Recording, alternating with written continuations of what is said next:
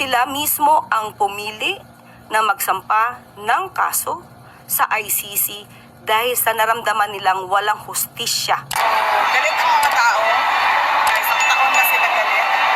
Hindi pa yung galit hanggang hindi mabalik dito sa Pilipinas. Sila natin pamulong.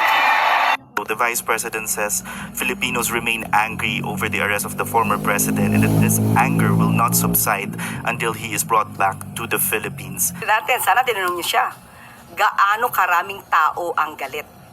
Dahil itong pagpapadala kay dating Pangulong Duterte sa The Hague ay ito ang unang hudyat para mabigyan ng hustisya hindi lamang po ang mga biktima ng EJK, pati na rin po ang dating Pangulong Duterte. Wala po tayong masasabi kung lahat ba ng Pilipino ay galit. Malamang sa kanilang parte dahil ang kanyang ama ang naaakusahan at nililitis sa salang crimes against humanity, malamang ito po talaga ang kanilang magiging reaksyon. Pero sa parte po ng mga tao na nagsusulong ng human rights at lumalaban sa mga karumal-dumal na pagpatay na bunga ng EJK at war on drugs ni dating Pangulong Duterte, hindi naman sila galit at sila'y nagpupunyagi.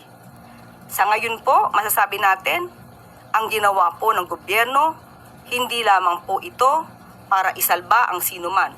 Ito rin po ay para sa mga taong, sa mga Pilipino na siyang nag-file ng complaint. Sila mismo ang pumili na magsampa ng kaso sa ICC dahil sa naramdaman nilang walang hustisya sila natanggap noong panahon ni dating Pangulong Duterte.